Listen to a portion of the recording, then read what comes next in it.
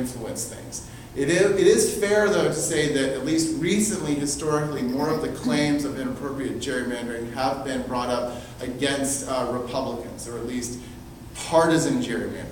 Because what we're talking about here is what's called partisan gerrymandering, meaning drawing district lines to make it so your party does better in the election. There's also something called racial gerrymandering, which means you divide the districts in such a way as to disadvantage voters of a particular racial or ethnic minority. And that is clearly unconstitutional, and that's actually part of the Voting Rights Act. We'll see here a weird district in a second that's tied to that. Okay. So this was recently ruled unconstitutional by the state Supreme Court of North Carolina. However, we're in election season. The court ruled that there was not enough time to redraw a map, and so this unconstitutional map is the map that will be in effect for the midterm elections in North Carolina, despite it being unconstitutional. There are people, so this is the map drawn by the North Carolina legislature. One of the things that part of this push to improve issues is this,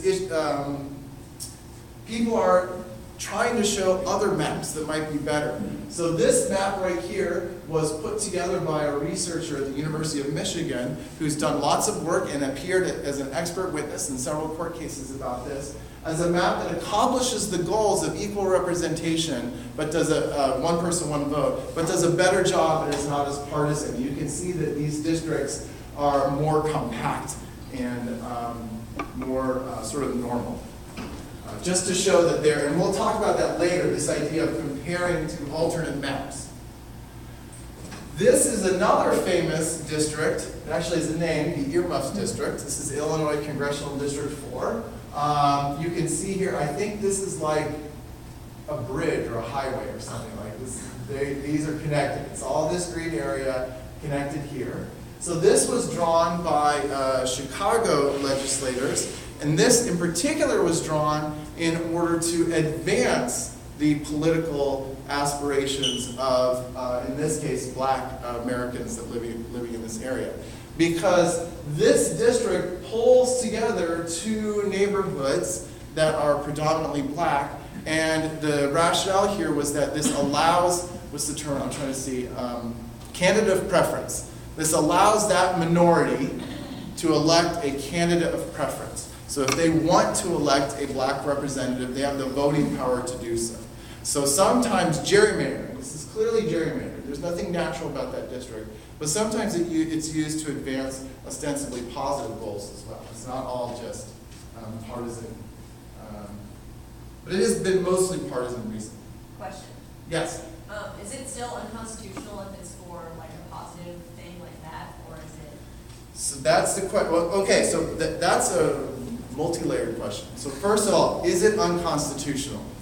So what has happened in a lot of these court cases is it's only unconstitutional if a state Supreme Court or the U.S. Supreme Court says it's unconstitutional, right? So, and the standards for ruling a map unconstitutional, the precedents are pretty weak right now. Generally, if you gerrymander in such a way as to disadvantage a racial minority, there's a long set of case law that shows that that is going to get thrown out and you're going to be asked to redo that. If you draw it in such a way as to allow candidates to elect a minority to elect a candidate of preference, typically that has been supported by the courts. And in fact, that has been stated, I believe, I'm not as well educated about this, but I believe as part of the Voting Rights Act and some of the legislation and talk around that, that's actually advanced as a goal. So sometimes a map, it's actually viewed as a positive that it has been drawn in such a way to let a minority who has typically not been represented in politics elect a candidate from that minority.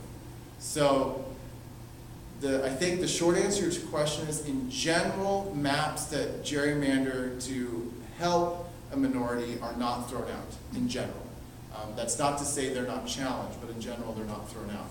And also in general, on the other hand, partisan gerrymandering, many people agree it's a bad thing, but courts have very rarely thrown out maps for partisan gerrymandering.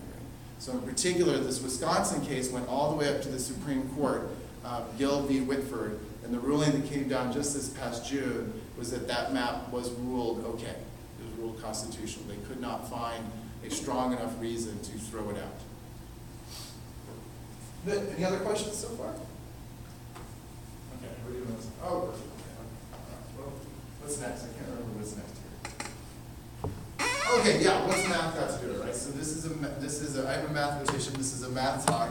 You knew the math would come up somewhere. So there are a lot of interesting mathematical ideas that will connect to recognize gerrymandering. And mostly when we talk about math and gerrymandering, we're saying, how do we detect it in an objective way, rather than just looking at a map and saying, that is a funny looking district. That cannot be right.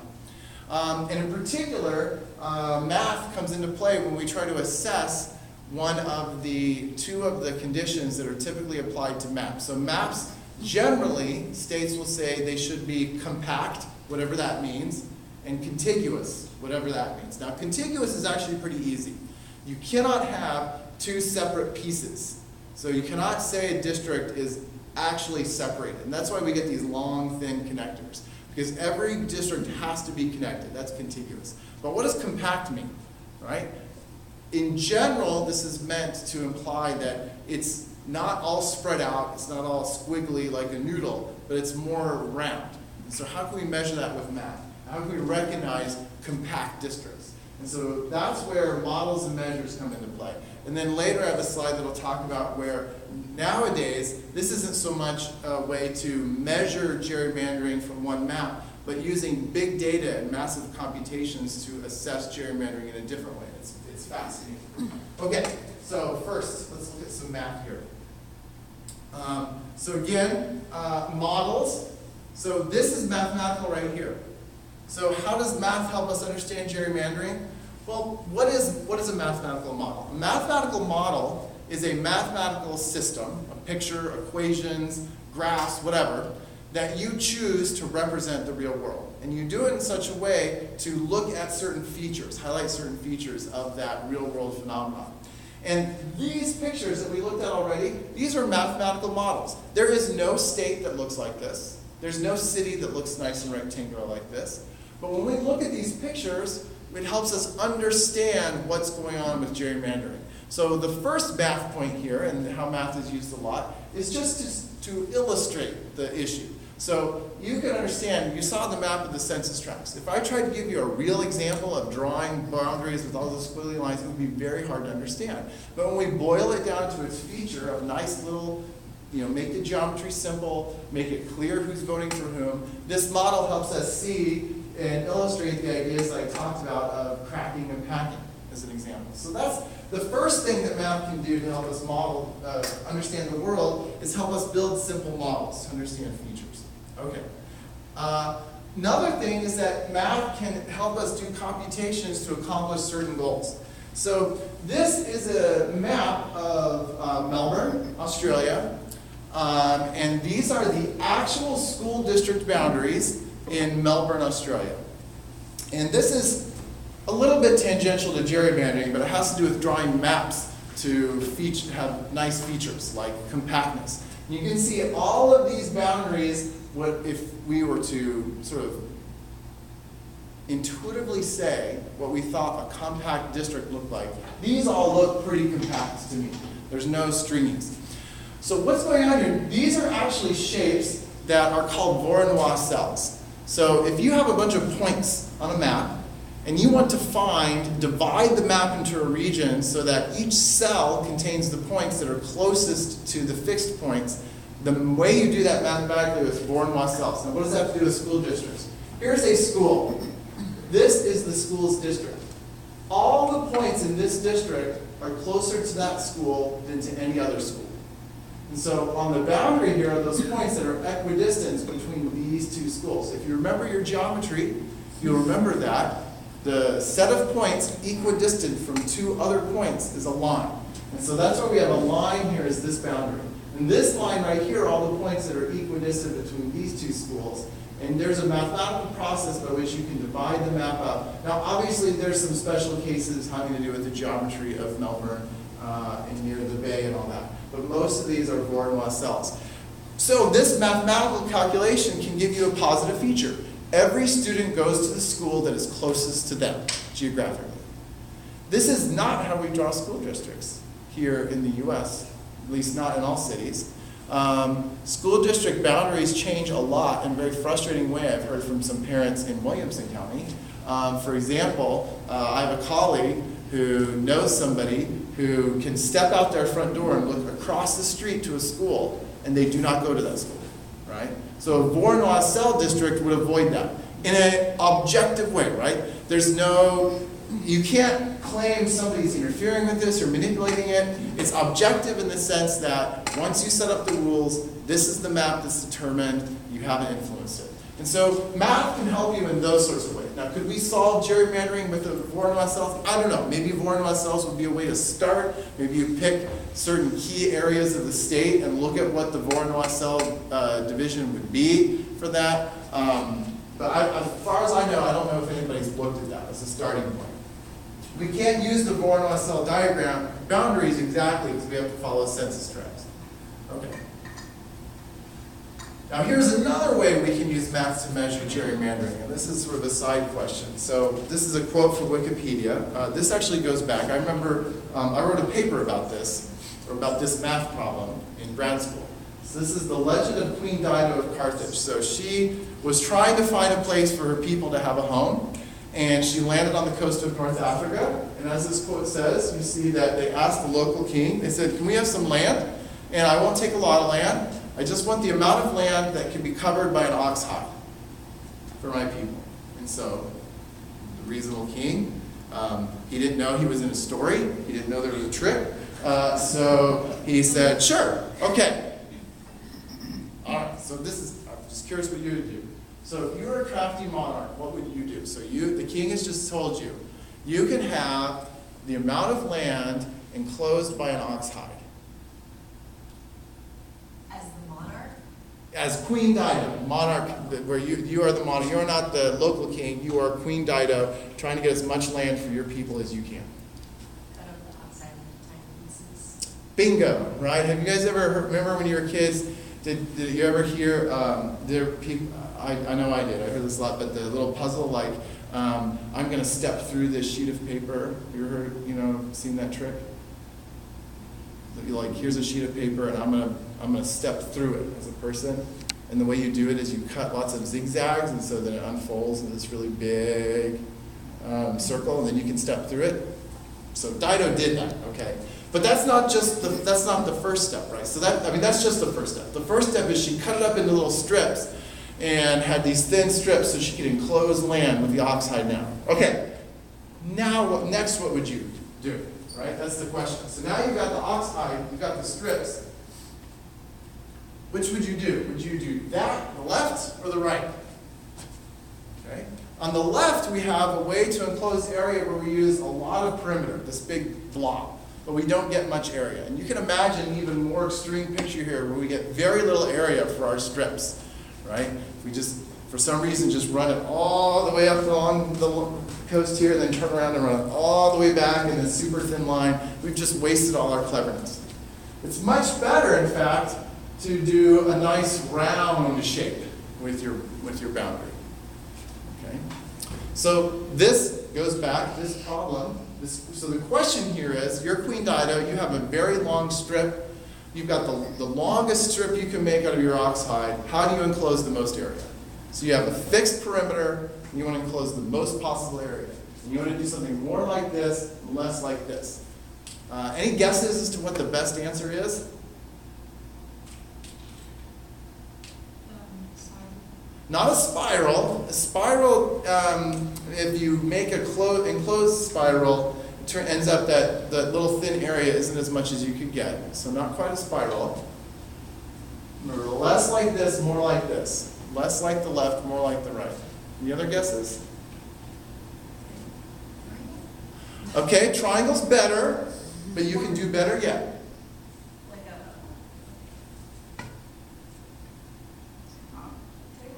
a... Okay, even better, right? Okay, it turns out an octagon is even better than a triangle. Okay, good. You can do better. It's just a circle. Yes. So the perfect shape is a circle. Okay, well, okay. In my defense, I thought you were trying to find like a halfway point between a circle and a squiggle. No, right. No. This is, so it's more like a spectrum, right? This is bad, this is better. We want best over here. So I'm aiming for best. Okay? Bad, better, best. And best is a circle, and so we can do that. It's actually surprisingly tricky to prove this mathematically. And it actually is a founding problem in an area of mathematics called the calculus of variations. That's another story, of course. But this is the cool thing, all right? So if we know a circle is perfect, if you have a given perimeter, the most area you can enclose with a circle, we can measure districts that enclose a little bit of area with lots of perimeter and compare them to districts that enclose the same amount of area but less perimeter. So that gets us to measures. Okay, so these actually have been in, this is totally different. I'll come back to this in a second. But these are geometric measures of how bad a district is. A splotchy, long, skinny district encloses less area than it could for its same perimeter. Too much perimeter for its area. So we can measure that. It's called the Polsby-Popper Index. Interesting thing is that all of these people are, none of these names that I recall, that I'm aware of, are mathematicians. They are all political scientists.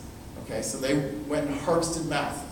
So Polsby-Popper, this is a ratio of 4 pi, and I'm missing something. It just can't just be 4 pi. I think we have to have 4 pi a. I'm sorry, the numerator is missing the area.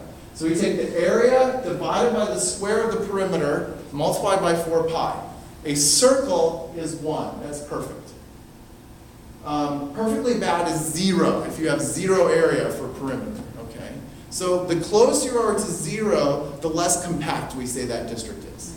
And so, and then well, that's a problem for that district. How do you measure a whole map? Well, maybe you add up the scores.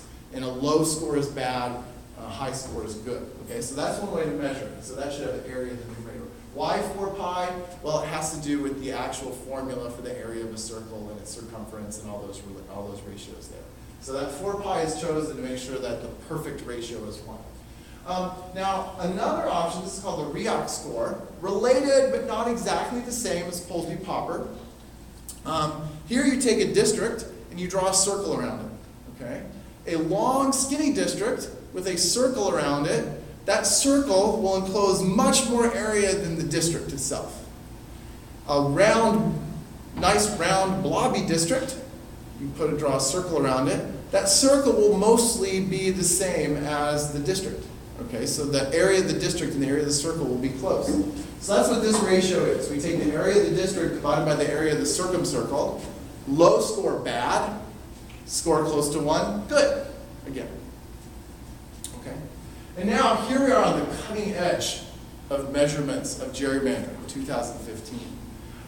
So these two authors came up with what they call the efficiency gap. And this efficiency gap actually made it into the Supreme Court case, Gill v. Whitford, the one that I talked about recently with Wisconsin, as a proposed measure for gerrymandering. It's a score that you give to a map that measures, in a rough sense, how many wasted votes there are. So when we looked at packing and cracking, remember we said that if you put all the yellow voters together, they win in a landslide. Every voter above 50% is a wasted vote, because that vote did not elect the yellow person anymore. That was just a vote that was overkill. All right. So the efficiency gap tries to measure how many votes are wasted. And I don't want to get, for the time we had, I didn't want to get into all the details of the calculation. It's not a terribly difficult calculation, but there's a lot of steps in making sense of it. All I want to say is that it's got some pros and it's got some cons. There are a lot of mathematicians that think that this efficiency gap, even though it's simple and relatively easy to understand, is not really reflecting our ideal goals that we have for a redistricting map.